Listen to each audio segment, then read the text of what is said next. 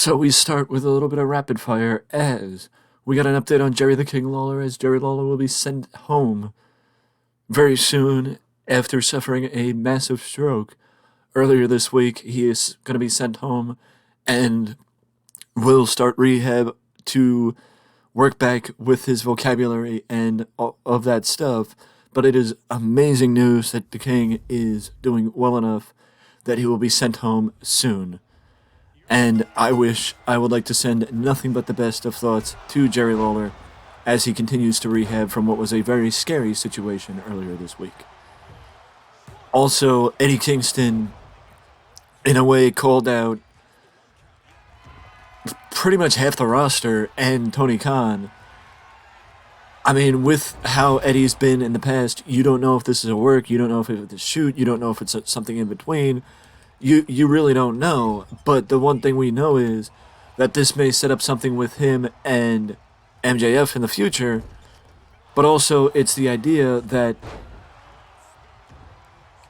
Eddie took a shot at the fact that that MJF was seen 3 times in a 2-hour show, and basically Tony Khan ignored the Ortiz, House of Black, Eddie Kingston angle that has been going on. And that should be pushed, but that's also why they have 2 shows. That's also why they have 2 shows and why I've been preaching the idea that AEW needs to set aside, sort of like they did a couple of weeks ago, where it basically became without question that you would see Mr. Orange Cassidy on Rampage and not on Dynamite, and that you would see him weekly on Rampage, so it would give fans of Orange Cassidy the idea that if they want to see Orange Cassidy, just watch Rampage. And I think that AEW could do the same thing with, the House of Black and Eddie Kingston, that if you want to see the House of Black and Eddie Kingston, then watch Rampage. Because, if anything, I think that would be better off going that way, as opposed to anticipating fans or expecting that fans would watch, say, Dark or Elevation and not be upset about the fact that House of Black and Eddie Kingston and Ortiz are being pushed on Dark Elevation. But that is something I guess we will have to wait and find out more as time goes on about. But speaking of waiting and finding out more, Adam Cole, baby, is advertised for the May 3rd edition of Dynamite in Baltimore, Maryland, and it is rumored that the fact that they advertised him for the event, that could be when we see the Panama City Playboy return to the ring after what has been nearly a year out of the ring following a severe concussion at Forbidden Door last year. I'm not saying one way or the other that is the case, but hopefully sooner rather than later, Adam Cole's back in the ring, because I, for one, and I know I'm not the only one, I, for one, miss seeing Adam Cole in the ring in AEW, and I know that him being in the ring in AEW would do nothing but help AEW. Having somebody the quality of Adam Cole being able to be featured in the ring. NWA Nuff Said is set tomorrow night, February the 11th. I believe there's more to it, but the preview for the event will take place. We will be previewing NWA Nuff Said tomorrow before the event, where Tyrus and Matt Cardona will collide for the NWA World Championship in a no seconds match, or a match with no seconds, meaning no managers, nothing. It's just Cardona and Tyrus.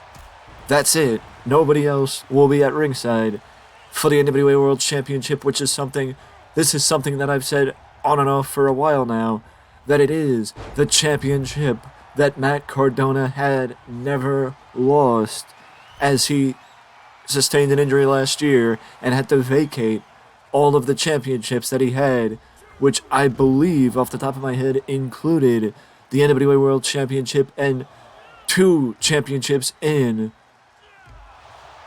AIW, Absolute Intense Wrestling, which is a local independent company in Ohio, and also the Digital Media Championship, I do believe, in Impact Wrestling. So it's a whole host of championship belts that Matt Cardona had at one point, but all of them had to be vacated after he sustained his injury last year, which none of them were lost.